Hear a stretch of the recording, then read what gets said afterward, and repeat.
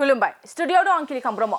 एनडिएनि सनं क'क्राझार लकसभानि बिजाथि जयन्त बसुमतारिया देवल जात्रा मुङाव श्री श्री कृष्ण मन्दिराव आरज गाबदों।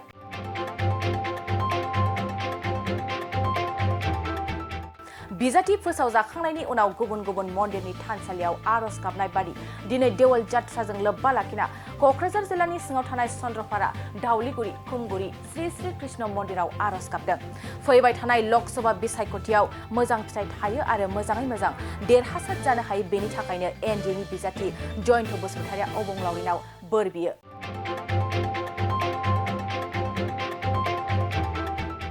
लोगोसे बे हलिनि फोरबो समाव रायजो राजाफोरजों दान्दिसे सम नुजालायनायनिबो खाबु लादों आरो फैबाय थानाय बिसायख'थिनि थाखाय गोजोन खौसेथि आरो सान्थियैनो गावनि गोसोबादि बिजाथिनो भटखौ होनो हानाय आरो बिसायख'थियाव मोजाङैनो मोजां बारलाङो बेनि थाखायनो दिनै श्री श्री कृष्ण मन्दिराव आरज गाबफैदों। बे हाबाफारियाव एनडिएनि बिजाथि जयन्त बसुमतारिजों लोगोसे आसामनि मन्त्रि उरखावगोरा ब्रह्म आरो राजखान्थि हान्जानि सोद्रोमाफ्रा बाहागो लादों। ओरैनो बिजाथि सायख'जाखांनायनि उनाव गुबुन गुबुन थानसालिफ्राव थांनानै बे थानसालियाव अबंलावरिनि खाथियाव निस्सय बोर बिनाय जादों जे फैबाय थानाय बिसायख'थियाव मोजां मोनसे फिथाइ थायो आरो जेन' बिसायख'थिया मोजाङै बारलाङो बयबो जाहाथे गावनि साननाय बायदियै गावनि भटखौ होनो हायो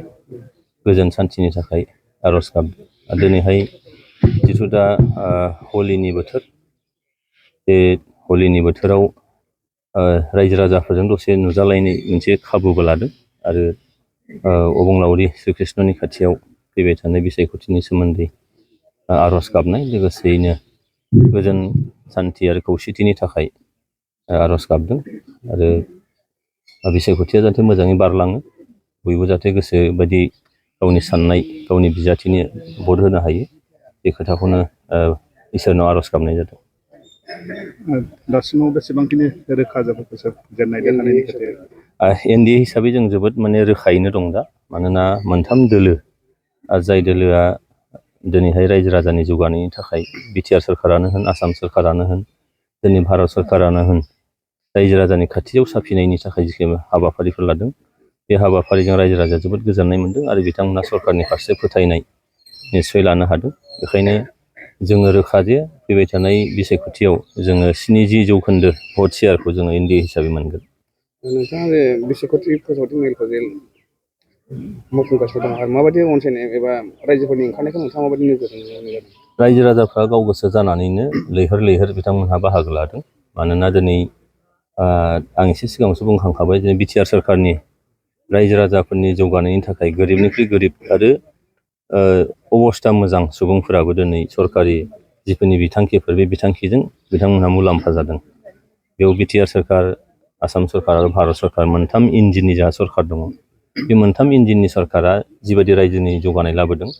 बिनि थाखाय दिनै रायजो राजाफ्रा गोजोननायजों सरकारनि फारसे मोनसे फोथायनाय लाखिनानै बिथांमोनहा गावनो गाव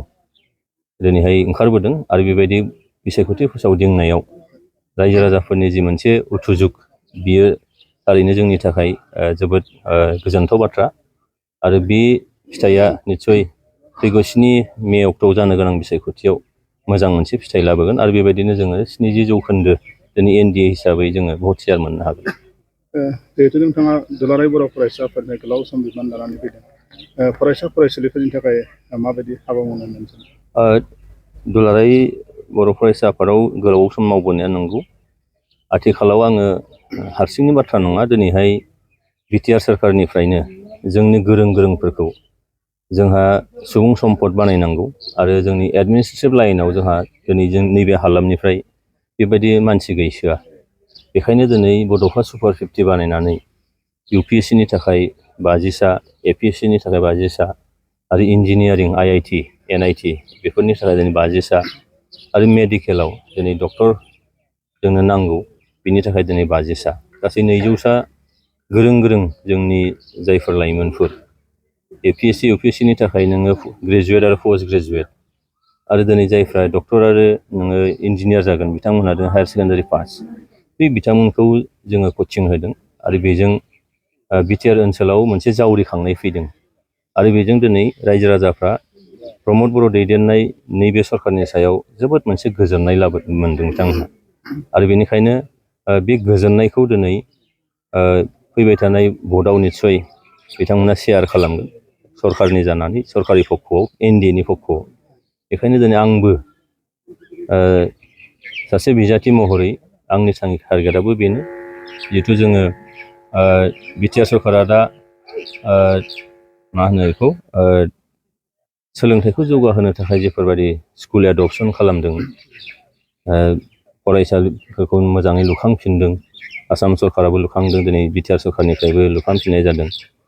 बेजों निस्सय मोनसे थासारि लाबोनो नाजानाय जादों जे मोजां एटमस्फियार मोजां मोनसे कनजिनेल एटमस्फियार लाबोनानै फरायसाफोरनि गोसोखौ फरायसालिसिम बोलांनायनि जेबो थांखि आरो बिदिजों जों नुनो हायो जे बिटिआर ओनसोलनि सोलोंथाइनि जिखिनि मा होनदों मानदान्दा बे मानदान्दाया जोङो नुबाय जे चिरां जिल्लाया जायनाखि बयनिख्रुइबो गाहायाव थायोमोन आसामनि जिल्लाफोरनि मादाव थांनाय 2023 मायथाइनि मेट्रिकनि रिजाल्टआ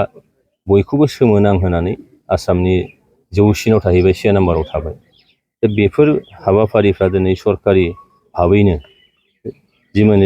मोनसे जावरिखांहोनाय लाबोनो हादों जोंनि गार्जेनफोरखौ जावरिखांहोनाय लाबोनो हादों जोंनि फरायसाफोरखौ जावरिखांहोनाय लाबोनो हादों दिनै फोरोंगिरि समाजखौ दा बे जोंनि थाखाय जोबोद मोजां लक्षन आरो बेखायनो बेखौ आरोबाव जोंहा लांबावनांगौ दं बेनिखायनो निस्सय खामानि मावनाय जागोन।